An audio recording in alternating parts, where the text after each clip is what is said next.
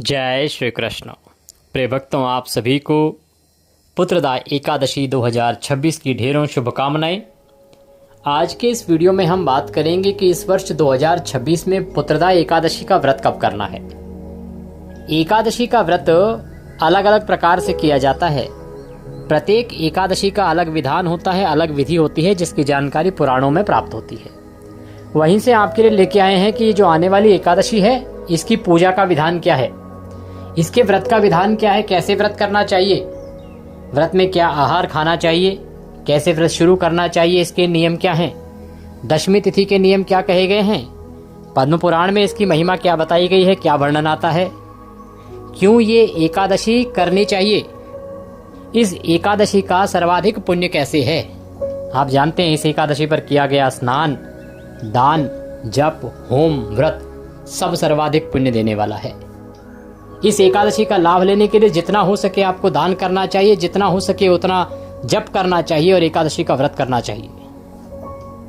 तो आइए जानकारी आरंभ करते हैं, बात करते हैं आने वाली एकादशी की। आपसे निवेदन है कि वीडियो यदि थोड़ा सा भी उपयोगी हो तो एक बार लाइक अवश्य कीजिएगा, जितना हो सके शेयर कीजिएगा। चैनल पर नए हैं तो सब्सक्राइब अवश्य कर लीजिएगा, क्योंकि ये एक प्रतिष्ठित ज्योतिष संस्थान का चैनल है। यहाँ सभी जानकारी ज्योतिष शास्त्र और पंचांग पर आधारित ही प्रदान की जाती है। अपने व्रत की सफलता के लिए भगवान नारायण का आशीर्वाद प्राप्त करने के लिए कमेंट बॉक्स में अवश्य लिखिएगा जय श्री हरि या ओम नमो भगवते वासुदेवाय। भगवान वासुदेव कृष्ण की कृपा से आपके सभी मनोरथ सिद्ध होंगे। इस वीडियो में विशेष रूप से हम एक उपाय बताएंगे जो निसंतान दंपतियों के लिए होगा कि निसंतान दंपति और क्या विशेष करें जिससे कि उन्हें संतान की प्राप्ति हो। आइए जानकारी आरंभ करते हैं। प्रिय भक्तों, यूं तो प्रत्येक एकादशी महत्वपूर्ण होती है, परंतु कुछ एक एकादशी ऐसी होती है जिनका महत्व अधिक होता है। उन्हीं में से एक है पुत्रदा एकादशी, जो श्रावण शुक्ला एकादशी है। इसके 3 प्रमुख कारण हैं। प्रथम तो ये पुत्रदा एकादशी बड़ी एकादशियों में आती है। द्वितीय, ये बड़ी क्यों है? क्योंकि ये श्रवण मास की एकादशी है और श्रवण मास बड़ा माह कहा गया है। 12 महीनों में उत्तम माह है श्रवण मास। भगवान शंकर के द्वारा तो कहा ही गया है, पुराण तो कहते ही हैं इसके विषय में। इसकी महिमा खूब वर्णित है, इसीलिए इस माह में आने वाला प्रत्येक त्योहार परम कल्याणकारी होता है। और फिर इसके साथ एक और विशेषता जुड़ी है, वो ये कि ये एकादशी चतुर्मास की एकादशी है। चातुर्मास में आने वाली सभी एकादशियां श्रेष्ठ और कल्याणकारी हैं। भगवान ने कहा है कि सभी चतुर्मास की एकादशियां करें और अवश्य रूप से करें। इनके व्रत का पुण्य जो है वो मनुष्य का कल्याण करता है। तो चातुर्मास की एक एकादशी है, इसीलिए मैंने कहा कि ये एकादशी अत्यंत महत्वपूर्ण है, इसका लाभ आपको लेना चाहिए। भगवान श्री कृष्ण के द्वारा कहा गया है, पद्म पुराण में वर्णन आता है। महाराज युधिष्ठिर को समझाते हुए कहते हैं कि हे युधिष्ठिर, यह एकादशी निर्धन को धन देती है, निसंतान को संतान देती है, रोगी की रोग को दूर कर देती है और जिसके मन में कलेश हो उसका कलेश हर लेती है। यह सभी मनोरथों को प्रदान करती है। इस व्रत को करने वाला मनुष्य जब तक इस संसार में रहता है सभी सुख संपत्तियों को पान करता है, उनका उपभोग करता है, उसे सभी सुख सुविधाएं प्राप्त होती हैं। और जब वह मनुष्य इस पृथ्वी को छोड़ के चला जाता है तो अंत समय में वह परलोक को प्राप्त करता है, भगवान के धाम को प्राप्त करता है, अर्थात उसकी जन्म मृत्यु के चक्र से मुक्ति हो जाती है। इतनी महिमा है इस एकादशी की। अधिक कहने से क्या लाभ प्रिय भक्तों, कम शब्दों में समझाऊं तो ये एकादशी प्रत्येक मनुष्य को करनी ही करनी चाहिए। इसके विषय में एक वृतांत सुनाते हैं भगवान श्री कृष्ण। वर्णन आता है पद्म पुराण में ही। संक्षेप में सुनाऊंगा इसको, क्योंकि पूरा वृतांत सुनाऊंगा तो वीडियो बहुत बड़ा हो जाएगा। 1 मिनट में समाप्त करता हूं इस वृतांत को। जानना आवश्यक है कि कहां से ये एकादशी आरंभ हुई। महिष्मति के एक राजा थे, निसंतान थे, उनकी कोई संतान नहीं थी। बड़े धर्मात्मा राजा थे। उन्होंने अनेक धर्म कर्म किए, कभी प्रजा पे अत्याचार नहीं किया, पर उनको संतान नहीं हुई। इस कारण से राजा के दुख में प्रजा भी दुखी हुई। सबने अनेकों ऋषियों के आश्रमों में भ्रमण किया। अंत में वो लोमस ऋषि के आश्रम में पहुंचे। लोमस ऋषि बड़े ही त्रिकालदर्शी ऋषि रहे हैं, उनको भूत भविष्य सब कुछ ज्ञात है। उनकी विशेषता ये थी कि एक कल्प में उनका एक रोम गिरता था, इसीलिए उनको लोमस कहा जाता था। अर्थात अनेकों कल्पों की उनकी आयु थी। उनके आश्रम में पहुंचे, सबने निवेदन किया कि प्रभु हमारे राजा तो बड़े अच्छे हैं, कभी उन्होंने अनुचित कर्म नहीं किया, कभी पाप कर्म नहीं किया, किसी को दंड बिना कारण के नहीं दिया, अनुचित नहीं दिया, फिर उनको ये कष्ट क्यों?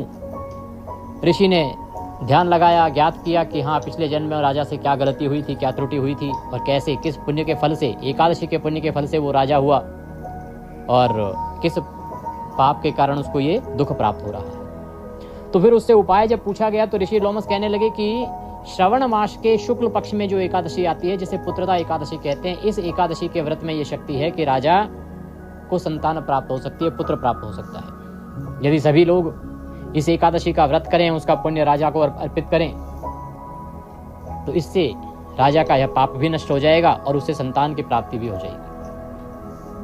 तब श्रवण मास के आने पर ऋषि लोमश के द्वारा बताई गई विधि के अनुसार सभी ने इस पुत्रदा एकादशी का व्रत किया, जिसके प्रताप से राजा के घर में पुत्र की प्राप्ति हुई और वो भी साधारण नहीं, बड़ा ही दिव्य पुत्र प्राप्त हुआ।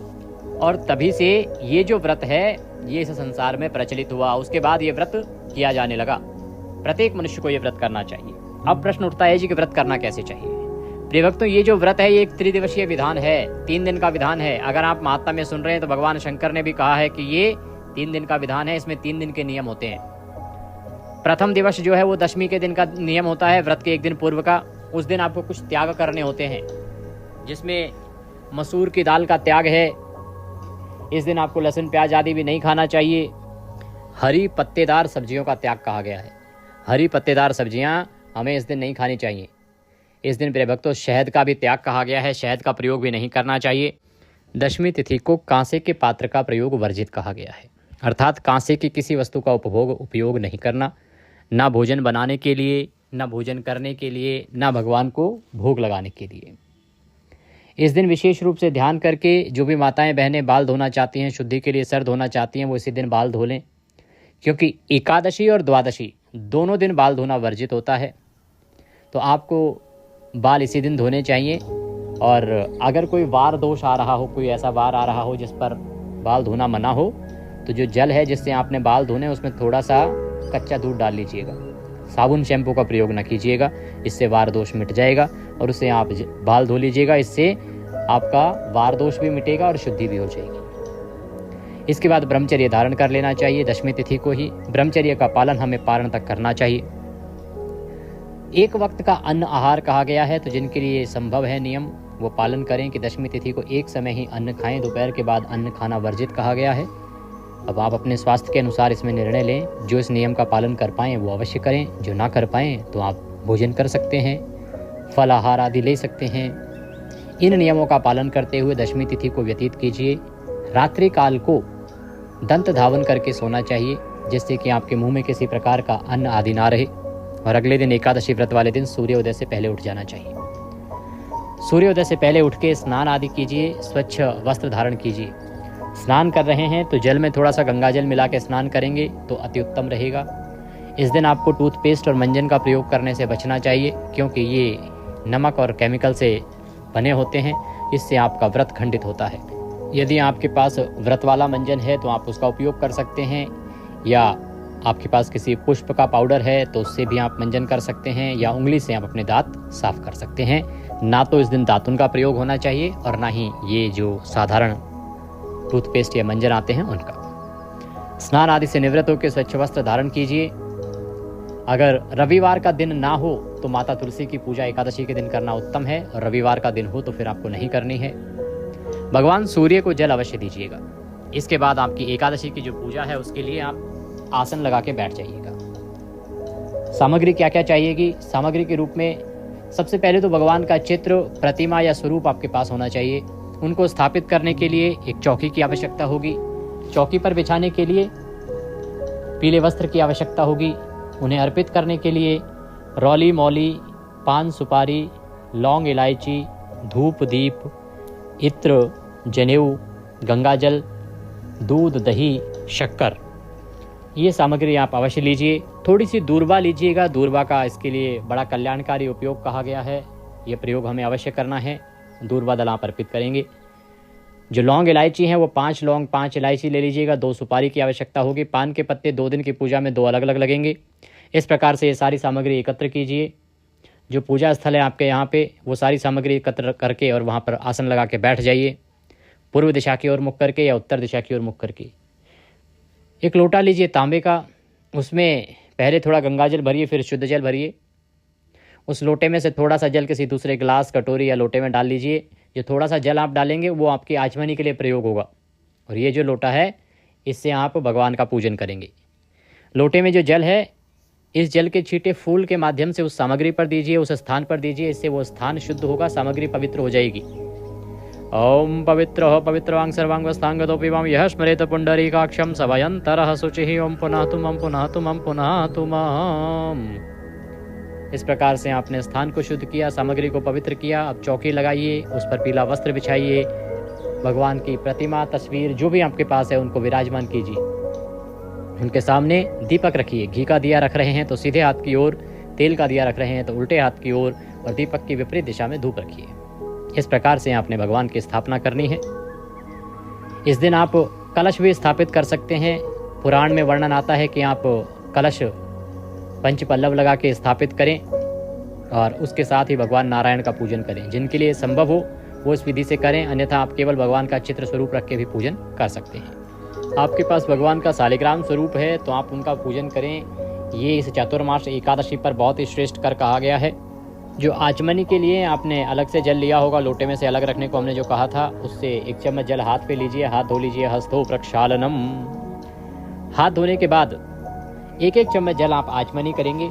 एक मंत्र पर चम्मच से सीधे हाथ पे जल लीजिए और पी जाइएगा। 2 बूंद जल आपने एक बार में पान करना है, क्योंकि शास्त्रीय विधान है कि अगर कोई निर्जला एकादशी व्रत कर रहा है, निर्जल जो जल नहीं पीता है, तो वो भी 6 मासा जल आचमनी के रूप में ग्रहण कर सकता है। हाथ पर जल लीजिए। हस्तो प्रक्षालनम। हाथ धो लीजिए। ओम माधवाय नमः जल लीजिए, पी जाइए। ओम केशवाय नमः जल लीजिए, पी जाइए। ओम नारायणाय नमः जल लीजिए, पी जाइए। ओम ऋषिकेशाय नमो नमः। हस्तो प्रक्षालनम। हाथ धो लीजिए। हाथ धो के अपने आप को तिलक कीजिए, मौली बांधिए। यदि पारिवारिक जन बैठकर पूजन कर रहे हैं उनको भी तिलक कीजिए, मौली बांधिए। अब धूप और दीप को प्रज्वलित करेंगे। धूप दीप जलाइए। शुभम करोति कल्याणम आरोग्यम धन संपदाम शत्रुर्बुद्धि विनाशाय दीप ज्योतिर्नमोस्तुते। धूप दीप जला के अब आप व्रत पूजन का संकल्प करेंगे। संकल्प करने के लिए सीधे हाथ पर जल लीजिए, पुष्प लीजिए, दक्षिणा स्वरूप जो भी कुछ रखना चाहें रखिए और 3 बार बोलिए ओम श्री विष्णु, ओम श्री विष्णु, ओम श्री विष्णु। अपना नाम, अपना गोत्र, जिस स्थान पर बैठकर संकल्प कर रहे हैं वहां का मकान नंबर, क्षेत्र का नाम, शहर का नाम। श्रवण मासे शुक्ल पक्षे एकादश्यायाम पुण्यतिथियो आयु आरोग्यता प्राप्त्यार्थाय सुख संपत्ति प्राप्त्यार्थाय भगवान नारायण प्रसन्नार्थाय पुत्र कामनार्थाय। अगर आप संतान की प्राप्ति के लिए व्रत कर रहे हैं तो ये अवश्य बोलिए संतान कामनार्थाय एकादशी व्रत पूजन च कथा श्रवण महं करिष्ये। बोले सौ श्री विष्णु शरणौ शरणम प्रपद्ये। और यह संकल्प भगवान के चरणों में अर्पित कर दीजिए। संकल्प करने के बाद आप भगवान का पूजन करेंगे। पूजन करने के लिए भगवान को पद्य, अर्घ्य, आचमनी अर्पित करेंगे। तदुपरांत स्नान कराएंगे, फिर पंचामृत से स्नान कराएंगे। जो लोग शालिग्राम भगवान या प्रतिमा पर पूजन कर रहे हैं उन्हें जल से स्नान कराना है भगवान को, फिर पंचामृत से स्नान कराना है और फिर शुद्ध जल से स्नान कराना है। जो तस्वीर पर पूजन करेंगे वो 1-1 चम्मच जल भगवान को अर्पित करते जाइएगा। तस्वीर के सामने एक कटोरी रख लीजिएगा। बाकी पूरी पूजा विधि मैं आपके लिए अलग से अपलोड करूंगा, जहां मंत्र सहित मैं पूरा पूजन करवाऊंगा। आप उसका लाभ अवश्य लीजिएगा। यहाँ संक्षेप में बता रहा हूँ। स्नान आदि करा के वस्त्र अर्पित कीजिए। यज्ञोपवीतम समर्पयामि, यज्ञोपवीत अर्पित कीजिए। इत्र लगाइए। चंदनम महत्पुण्यम पवित्रम पापनाशनम, चंदन लगाइए। पुष्प अर्पित कीजिए। धूप दिखाइए, दीप दिखाइए। नैवेद्य भोग प्रसाद अर्पित कीजिए और जलाचमनी कराइए भगवान को। दूर्वांकुरम समर्पयामि, इसमें दूर्वा अंकुर अवश्य समर्पित करना है। दूर्वा का बड़ा पुण्य है इस एकादशी पर। इस चतुर्मास में प्रत्येक एकादशी पर दूर्वा अंकुर आपको अर्पित करना चाहिए। पुराण कहते हैं कि यूं तो पूरे चतुर्मास में दूर्वा भगवान नारायण को अर्पित करें तो आपको धन धान्य की कभी कमी नहीं होती, राजपाट में कभी कमी नहीं आती, सुख संपत्ति में कमी नहीं आती और भगवान का वैकुंठ प्राप्त होता है। इसीलिए ये दूर्वा परम कल्याणकारी है। दूर्वा आपको अवश्य अर्पित करनी ही चाहिए। बाकी मंत्र सहित कैसे दूर्वा अर्पित करनी है वो मैं पूजा विधि की वीडियो में आपको बताऊंगा। दूर्वांकुर समर्पित करना है। तुलसी दल अवश्य अर्पित करना है भगवान को। 1 पत्ता तुलसी कल्याण कर देगी। 1 पत्ता तुलसी भगवान को अवश्य अर्पित करनी है। शांत चित्त रहते हुए दिन को व्यतीत कीजिए। सायंकाल को कीर्तन की बड़ी महिमा है, कीर्तन करना। रात्रि काल को जागरण की बड़ी महिमा है, जागरण अवश्य कीजिएगा। घर पर कीर्तन का लाभ कैसे लेना है, कीर्तन में सुने जाने वाले स्तोत्र पाठ आपके लिए अपलोड करूंगा, उनका लाभ लीजिए। रात्रि जागरण में सुने जाने वाले स्तोत्र पाठ भी आपके लिए अपलोड किए जाएंगे, उनका भी लाभ लीजिएगा। अगले दिन पारण करना है, पारण के लिए सूर्योदय से पहले उठ जाइएगा। इसकी पूरी जानकारी पारण की वीडियो में मैं आपको विस्तार से दूंगा, विधि भी बताऊंगा कि कैसे पारण करना है, चौकी कैसे हटानी है। तो पूजा विधि के साथ साथ पूरी पारण विधि अवश्य देखिएगा, आपके लिए वीडियो प्राप्त हो जाएगा। यदि आप हमारे साथ व्हाट्सएप पे नहीं जुड़े हैं तो व्हाट्सएप पे अवश्य जुड़ जाइए। आपके स्क्रीन पर एक नंबर आ रहा होगा 900 से, उस पर व्हाट्सएप मैसेज कीजिए, लिखिए कि आप सभी तिथि त्यौहार की जानकारी पाना चाहते हैं, तो हम आपको अपने साथ व्हाट्सएप पर ऐड करेंगे और फिर सब जानकारी सीधे मोबाइल पर आपको आनी आरंभ हो जाएगी। प्रिय भक्तों, वहाँ आपको समय समय पर हम अनेकों रिमाइंडर भी देते हैं कि इस दिन तुलसी पत्र नहीं तोड़ने हैं, इस दिन ये कार्य नहीं होंगे, आप आज कर लीजिए। अनेकों काम के रिमाइंडर आपको प्राप्त होते रहते हैं। यदि आप व्हाट्सएप पे जुड़ना चाहते हैं हमारे साथ तो अभी अवश्य मैसेज कीजिए और जुड़ जाइए, तो आपको प्रतिदिन की सभी जानकारियाँ आनी आरंभ हो जाएंगी। ये सुविधा आपके लिए निःशुल्क है। अब बात करते हैं कि इस एकादशी का व्रत किस दिन करना है। तो प्रिय भक्तों, ये एकादशी तिथि 23 अगस्त को सूर्य के मुख से रहेगी, उदया व्यापनी है, अर्थात सूर्य का उदय एकादशी में ही हो रहा है। इसीलिए 23 अगस्त को आपको व्रत करना है और 24 अगस्त को आप करेंगे पारण। पूजा मुहूर्त के लिए 23 तारीख को सुबह 7:30 से और 10:15 के बीच में उत्तम समय है, और श्रेष्ठतम समय की बात करते हैं तो 8:30 से और 10:15 के बीच में रहेगा। ये दो उत्तम चौघड़ियाँ हैं, इनमें आप पूजन करें, कल्याणकारी रहेगा। इस एकादशी का पारण सुबह सुबह नहीं होगा क्योंकि हरिवासर का समय देर से समाप्त होने वाला है। तो ध्यान दीजिएगा कि पारण किसी भी हाल में 10:45 से पहले, 10:30 पौने 11 से पहले ना करें, और उत्तम रहेगा कि 1 से 3 के बीच में पारण करें।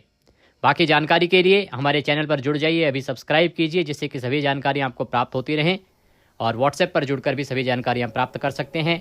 दक्षिणा स्वरूप कुछ भी भेजना चाहते हैं तो आपके स्क्रीन पर एक QR कोड आ रहा होगा, उसको स्कैन करके उस पर भेज सकते हैं। प्रिय भक्तों, कथा अवश्य हमारे चैनल पर अपलोड की जाएगी, उसका लाभ लीजिए। और मैंने कहा कि संतान प्राप्ति के लिए गोपाल शास्त्र नाम का पाठ आपके लिए अपलोड किया जाएगा, उसका पाठ स्वयं कीजिएगा या हमारे चैनल पर सुन के उसका लाभ लीजिएगा। भगवान सब पर कृपा करें। हरे कृष्ण।